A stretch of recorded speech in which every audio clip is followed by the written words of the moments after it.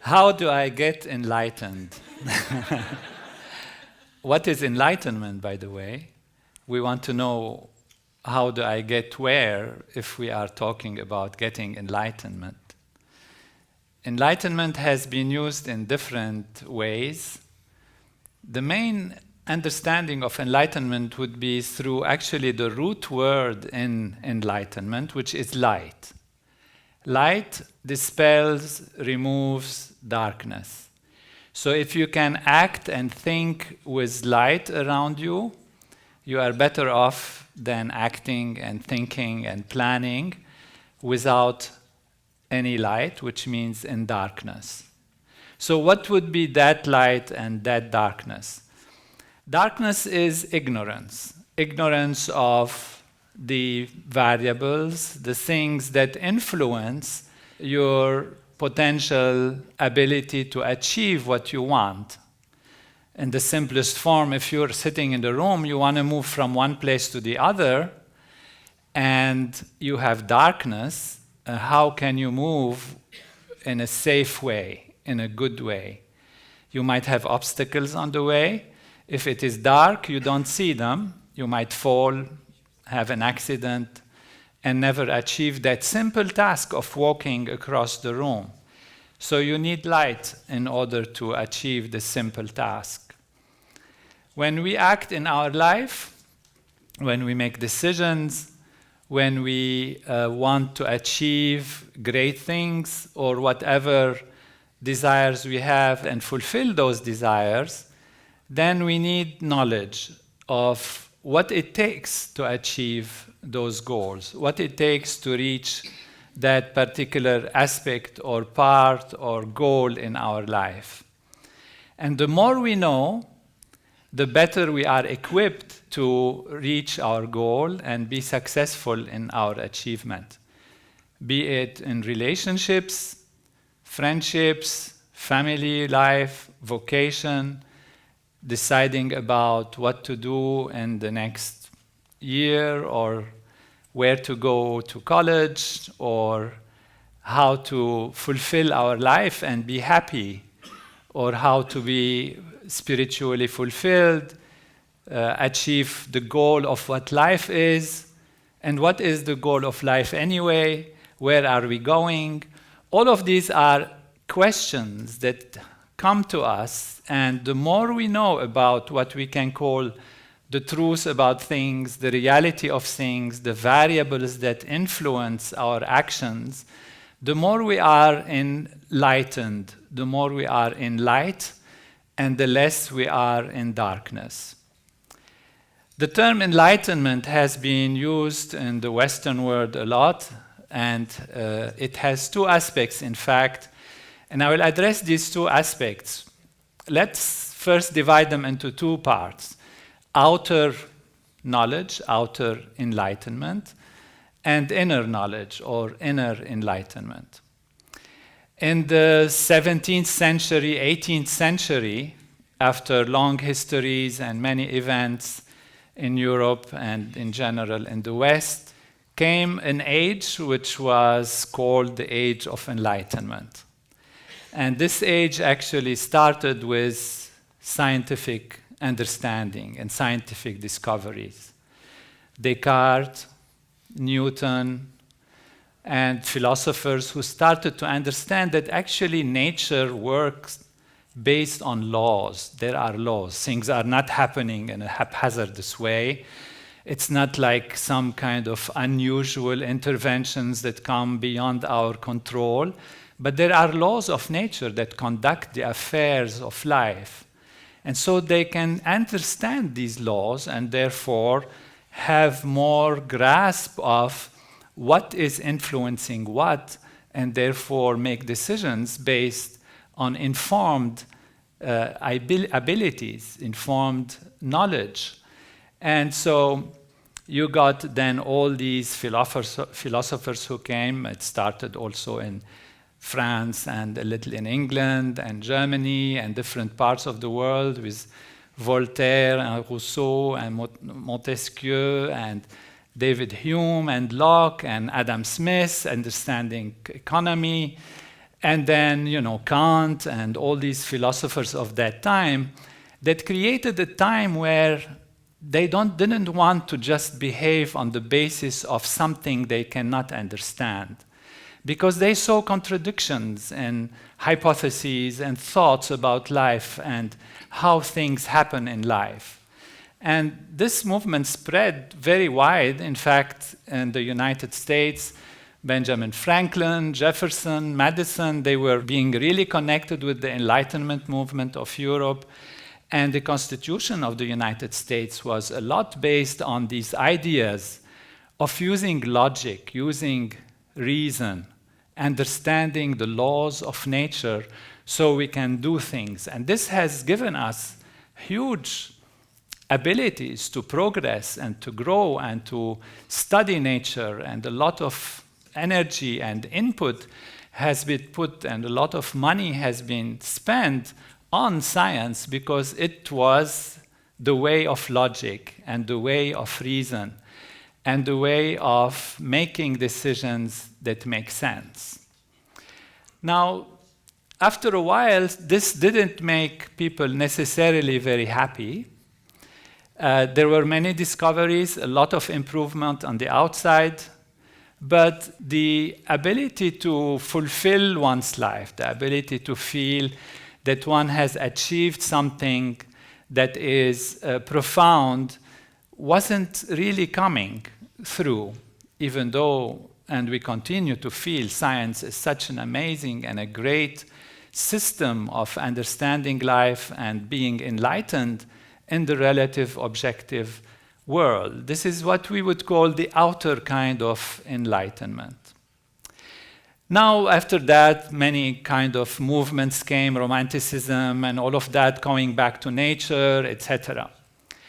But if we go back in history, if we go back in time, we find that the ancients had a different focus in terms of what enlightenment is. Even when we go to the Greeks and all the Middle Eastern different philosophies and more to the East, it was really summarized into understanding the self, know thyself, as we all have heard during the time of Socrates and Plato and the great Greek philosophers. Know thyself. There's something inward to know. And it was assumed that, people come to this life with certain abilities, and they are, that's all they can do. And with that, they go out and try to understand and discover nature and discover the laws of life, which we said the laws of nature, natural law, the laws of physics, chemistry, biology, trying to understand how the body works so we can heal it better, trying to understand how the universe works, how our environment works so we can control our environment, even maybe the weather, control our feelings, our emotions. If you go even back more in time, and it so happens more to the east, you come to a Vedic tradition, the ancient Vedic traditions of India, where the focus was more on knowing the self, but also with techniques and technologies and means to improve the individual self and to know what the self is. In these traditions, enlightenment meant truly to know yourself, ultimately know yourself. Because it was supposed that everything was based on awareness, everything was based on consciousness, and consciousness or awareness or the mind are not things that are just set and you have them or you don't have them, you have them in a certain quality or you don't have them, but are aspects of reality that can be developed. So your consciousness is something that can be having great depth, great width, great length, great power, great volume, or it can be narrow, small, and limited. And so they had techniques, which comes from this Vedic tradition, to actually develop consciousness. Consciousness is something that can be developed. It's not just either I am awake or not, or sleep or dream, or maybe sometimes drowsy or some altered states of consciousness, but in a positive direction, consciousness can be expanded. The awareness can be increased. And so this fascination with increasing awareness led to this enlightenment, an idea of enlightenment, being something internal, inside. So you go back to yourself and get enlightened, meaning know yourself in a deeper and bigger way. This also led to some kind of excess, if you would like, where people fascinated by this inner enlightenment became recluse and left life and went into caves and practiced these technologies to go back to the self, to go back to the inner being and get enlightened from within.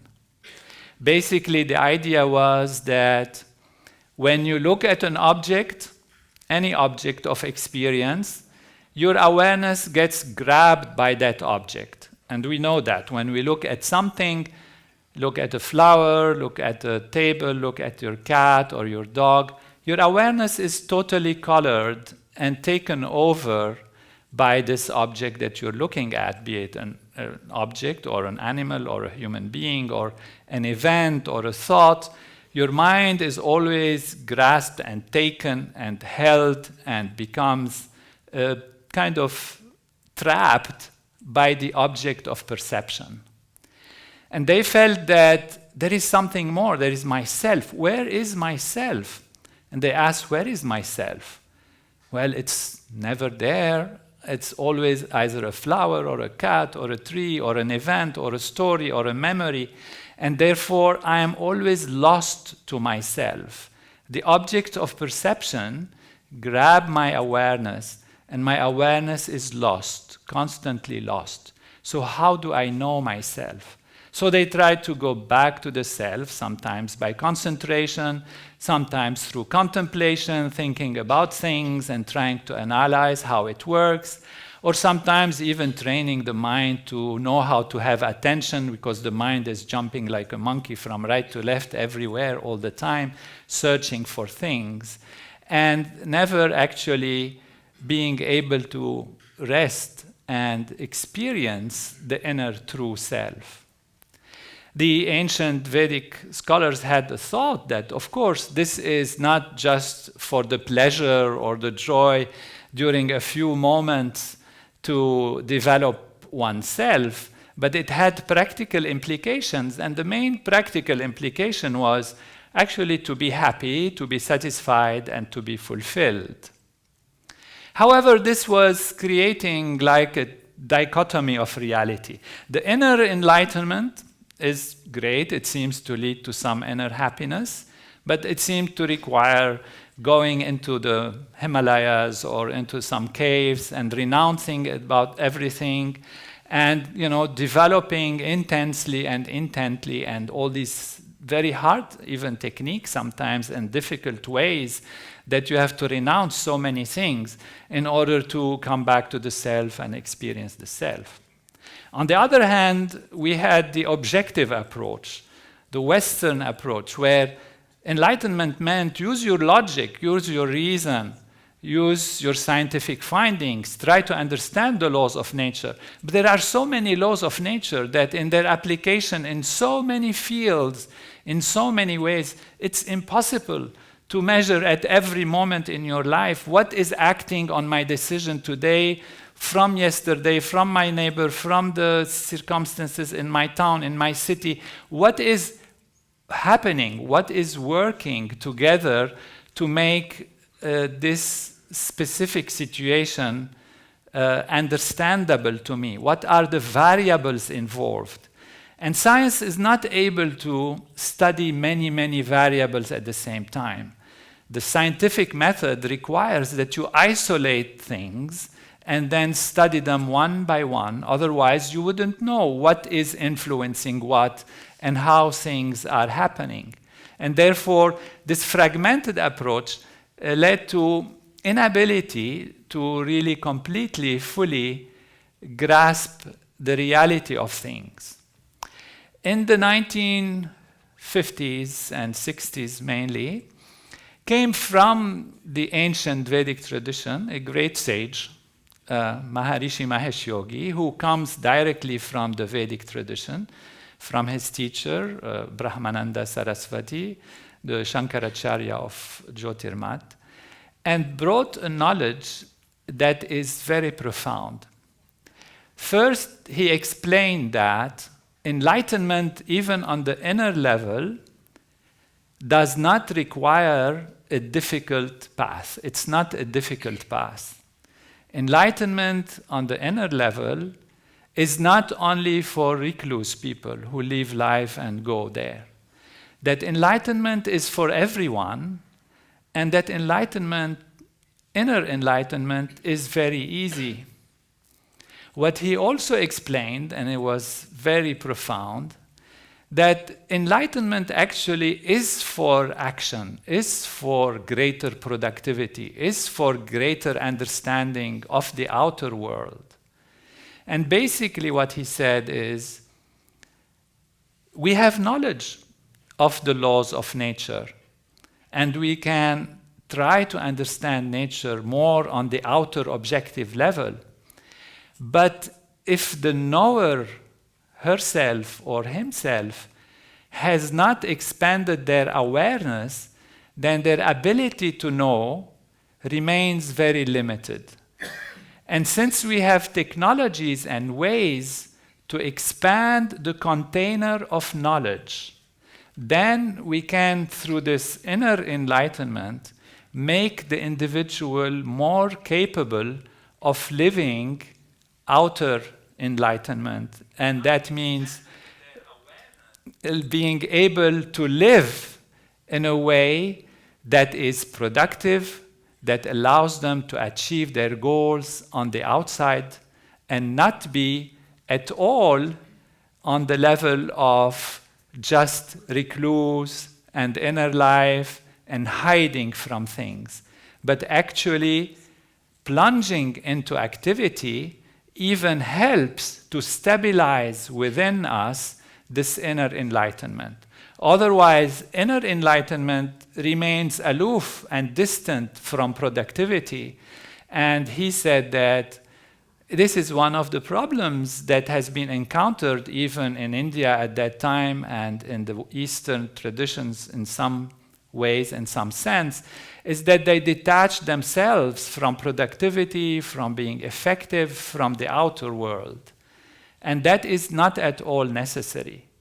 So Maharishi brought to us the knowledge of enlightenment, which is know thyself, establish yourself in pure being, in the field of infinite awareness, expand your awareness, be stable in that, and on that platform you can plunge into activity with a wide, broad, great comprehension and greater ability to know.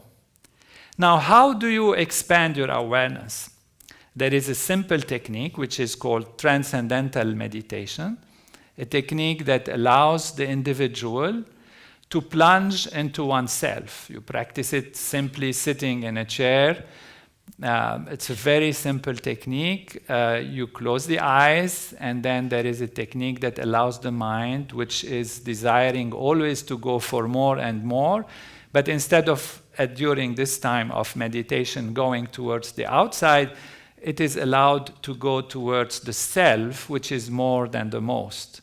And the Vedic tradition had that understanding that the entire universe is made out of a field of consciousness, which is called pure being, pure consciousness, pure awareness, and it is that field which manifests into all the different aspects of creation and all the surface aspects of reality. It is very interesting that even the outer approach, the modern scientific approach, delving into the essence of things and the reality of things, found that everything is made out of molecules or atoms. The atoms are made out of more elementary particles. The elementary particles are quanta of energy or vibrations or reverberations in fields, and that there are different fields, but these fields gradually come together to become one field. Ultimately, the unified field of all the laws of nature is where modern science and physics is pointing to the initial reality, the singularity from which multiplicity comes. And that is exactly the same as the Vedic tradition. So it was a joy for Maharishi to say that the ultimate objective approach, which is the study of nature and reducing things, the reductionist approach to reduce things into their elementary particles, their elementary energy, their elementary fields, and ultimately the unified field, has come to the same conclusion as the ultimate subjective approach, which is the inward stroke going towards the self and finding that everything comes from my inner being, from my inner self. And so here is West and East joined together and shake hands in enlightenment. Now, how do I get it? What to do for it? It's very, very simple. Through the practice of transcendental meditation, the mind settles down. Now, what is preventing me from being enlightened today? What is making my consciousness narrow? What is not allowing me to live life in fullness and happiness? We call it stress. Stress here is used as a general term. It sits on your nervous system, it sits on your physiology, and it becomes like a filter and the dirt or whatever it is that prevents the sunshine of enlightenment, that prevents the light of pure being, the light of pure consciousness from shining in its total reality. It's like you have a glass of water and you add into it different colors and different dirt and you mix them like this, and then the light that shines through this glass will be not so clear, will not be so bright. It will be a reflection based on the stresses, we call them, which are these different dust particles or dirt particles that are in the glass. Now, these are what are preventing our nervous system from living its full potential. And when the mind settles down, because it is the nature of the mind to go towards greater happiness, and because the inner self is more than anything, it's more than the most, it's the unified field of natural law. During transcendental meditation, the mind dives towards that reality, and by experiencing deeper and deeper level of ourself, we are getting more and more enlightened. We are establishing ourselves in what we call self-realization. We are realizing ourselves more and more. And we reach another level of what enlightenment is, and the definition of enlightenment. We reach freedom. In the ancient Vedic tradition, it's called moksha, liberation. Liberation from what? We used to be bound by the object of perception.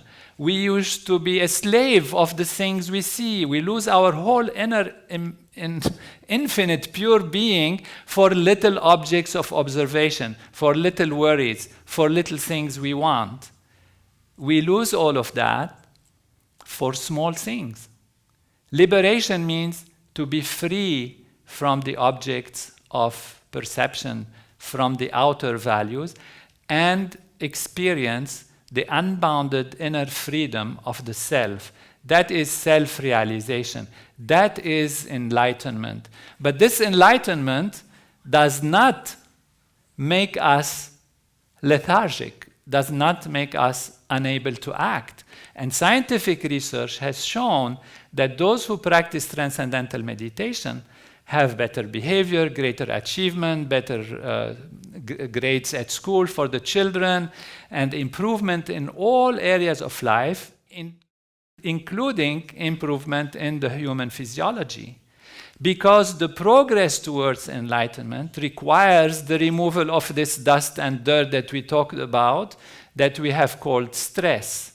And since the body by its nature rejects foreign material, like if you prick your finger with some thorn, the body creates a reaction and it removes it because it's foreign to you.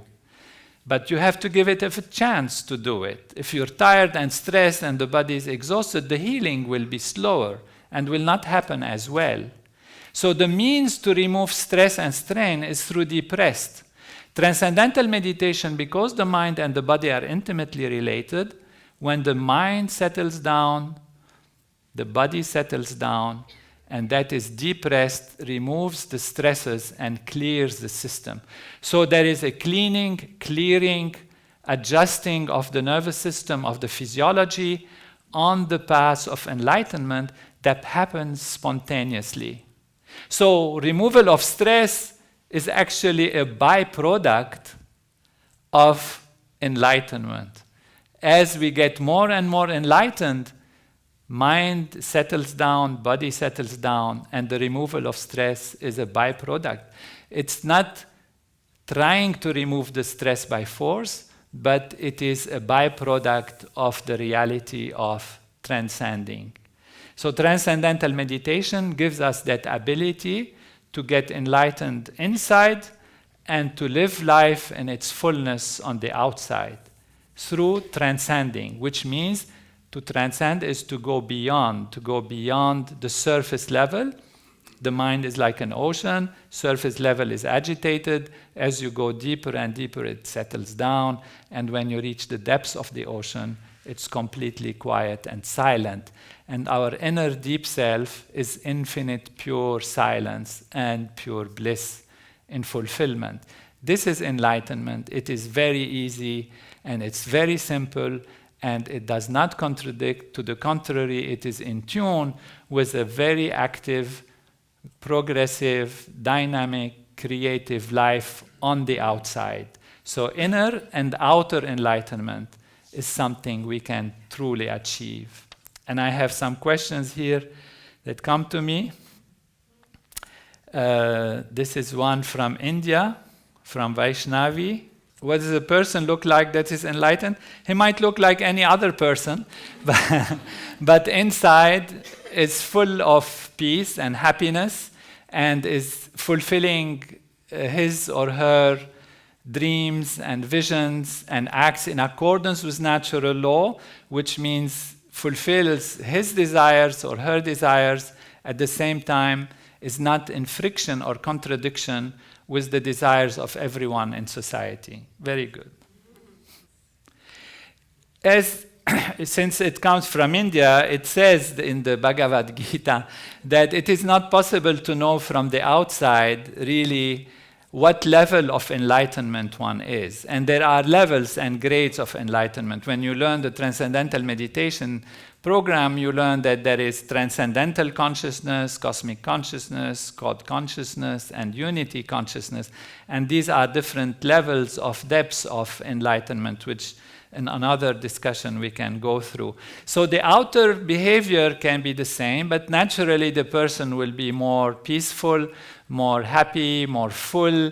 They will be more wise. But they can be anything. They can be a taxi driver, they can be a doctor, they can be a philosopher, they can be a painter. It doesn't matter the outer activity. The outer activity can remain simple and specific or can be very complex, but it's the inner ability to achieve maximum in one's life and maximum in one's consciousness, which is to live fullness and happiness within and be a blessing to one's surrounding, that is important. What is the role of heart energy in enlightenment? This is from Vivian. Heart means the feeling level. In the Vedic tradition, there are different paths to enlightenment also, and this gives me the opportunity to mention them. You can have, in general, enlightenment is the ability to be unified, to know the unity of life, the fact that things are not dislocated, but there is a greater unity between outer and inner and between everything. So there is law, there is order, and this unity actually is, the term unity is yoga. So there are different types of yoga. Transcendental meditation is one aspect of supreme yoga. You can come to yoga through physical exercises, like we do asanas and pranayama and all of that. But you can come to unity, to yoga, through direct mental experience, such in transcendental meditation. So you have, for example, the karma yoga, which means ability to achieve yoga through action. You do good actions, you help your neighbor, etc. This is very beautiful.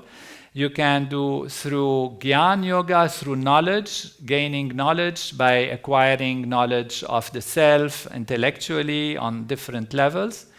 You can have Bhakti yoga, which is devotional yoga, and that is the role of the heart, the ability to do things that are good for yourself, for others, for your society, for God. That devotion also develops a greater level of unity. And there is the Raja Yoga, the supreme yoga, which is the yoga as if for the kings, for the rulers, which is do less and accomplish more, and which takes you directly to the transcendence, directly to samadhi, and that is transcendental meditation. So transcendental meditation is the simplest shortcut to getting directly to the self and expanding awareness, expanding the self through direct transcending. The other ways are beautiful, and one can continue to use them. They are longer and slower, but they can also achieve the goal. The fastest, most direct way is to directly expand the awareness by transcending.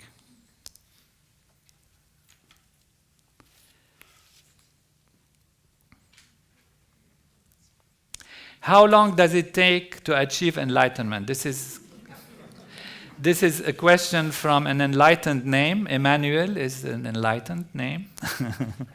It really depends on the individual, Emmanuel, and that is, if you start with a very stressed nervous system, it might take a little longer. If you are living a life that is healthy and you're born with less stress and less tensions and problems and difficulties, and your physiology is in good state, it is likely, if you're also having a greater start with greater awareness, then you can get there much quicker, much easily. But from the very first minute you get initiated to transcendental meditation, you dive into yourself and you're already a little more enlightened than before. Because as soon as you go deeper in the self, this influences yourself. This awakens yourself. This removes that which is not yourself. It's not an influence from outside. It's actually removing that which is not you. That is what happens in transcendental meditation. Some people sometimes think, oh, we are transforming the person, changing them into something else. What we're doing is removing the things that have changed the person into something they are not. And this is the stress. And when the stress is removed, you go back to your real self. Know thyself, and that is how it happens. From the US, Christian is asking, would someone who achieves enlightenment still desire anything? It's a very beautiful question. Yes, they will. They will definitely desire. They'll desire more happiness for their friends and neighbors, more enlightenment for society. They will desire to do works and things that help the others to get enlightened. And it expands one's being from a small self to include in their awareness their society. First, their loved ones, the ones that are around them, and ultimately their enemies even. They'll want to change them into something good. They'll want to create something great. And they'll want the whole universe and the whole society to be in peace. And that will be their desires. Of course, they will have their regular desires. The body needs to eat, needs to live. And so they will feel that it's time to drink, it's time to sleep, it's time to eat. And therefore, that's why from the outer, we cannot necessarily know whether the person is enlightened or not, because they'll be living life in a normal, natural way. They'll be dynamic, they'll be achieving. And if their goal is to be in activity, they'll go into activity. If they are more of a recluse style, they might go into recluse, but not necessarily at all. The majority of people who are practicing transcendental meditation are creative, dynamic people. They are athletes, and they grow in that. Even if they get enlightened, it's like bliss becoming blissful. Bliss, when it is achieved within the self, Maharishi used to use an analogy which is very simple. He said, if you sit in a hot bath, in a hot tub, and there is warmth around you, the warmth is there. If you move, then you feel it more. You feel the waves of warmth. And so activity actually allows the bliss to become blissful. You then feel the bubbles of bliss, and therefore there will always be this desire to act, but these desires will be in accordance with natural law, in accordance with the evolutionary powers of natural law. Do any teaching from Jesus suggest or align with the practice? This is from Amy. I personally feel that all the teaching of Jesus align with the practice. Basically, Jesus' main teaching is you seek the kingdom of heaven, which is within you, and all else will be added unto you. I might not have the exact words in English properly, but this is the meaning. And therefore, seek the kingdom of heaven, and all else will be added unto you. And then someday they talked to Jesus and asked him, or there was a discussion about the kingdom of heaven. And he said, the kingdom of heaven is within you. It's within you. And therefore, to go within is the ultimate teaching, and to seek that inner peace and inner happiness, and then be able to give that for others is most profound. And people who practice transcendental meditation, sometimes the question comes, I am not interested in myself. Enlightenment is a personal thing. I want to help my society. I want to help others. I want to give to others. And the thing is, you can only give what you have. If you have pain, if you have fear, if you have suffering, you end up giving pain and fear and suffering. There is no point if somebody is suffering to sit next to them and start suffering with them. Because you had one person suffering, now you have two people suffering. So you didn't improve very much the situation. If somebody is suffering, you better gain in strength and happiness and bring them strength, give them happiness, give them hope, raise them above their suffering. And that is by improving oneself and being strong oneself, then we can give to others, then we can improve others, then we can raise others to inner peace and inner happiness and greater achievement. Jamie says, do you know if you are enlightened? When you are enlightened, you know there are symptoms of inner strength, inner stability. You never lose the self. See, when you practice transcendental meditation, the mind settles down, and at one moment, it loses everything. There is no thoughts, no images, no feelings, nothing. You just experience pure consciousness. It's not you're sleeping because you are there, but there is nothing else there except yourself. If you don't experience it, it's really difficult to imagine. What could it mean? It is consciousness, pure consciousness, sitting by itself, on itself, in itself, with itself, and nothing else is there. And that experience is your real inner self. So you transcend. When you transcend, you experience that unbounded ocean of being, unbounded ocean of pure existence, the self, the inner self. When you go out into activity, this inner self is more with you than it was before, because you just transcended, you just dip yourself into that reality, you know what it is, and now you go out and you have it a little more. You don't try when you are in activity to be aware of yourself. It's like mood making. We don't do that. When you go out into activity, you act, you think of action, but you have that inner silence more and more stable within you. With time, what happens is, with the familiarity in this inner self, this inner unbounded ocean of pure being remains with you all the time. So no matter what you're doing, you seem to be going and rushing and running and doing things and planning things and acting and correcting and adjusting and all of that, but your inner self, your unbounded peace, your inner peace is never lost. That's the first level of enlightenment. In the Transcendental Meditation movement, we call it cosmic consciousness. Maharishi has given it this name.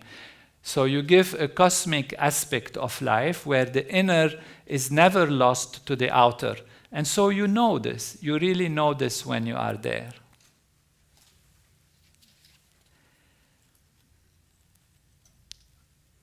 Could we have, this is Carolina, she's asking, could we have glimpses of enlightenment instead of becoming enlightened suddenly and forever?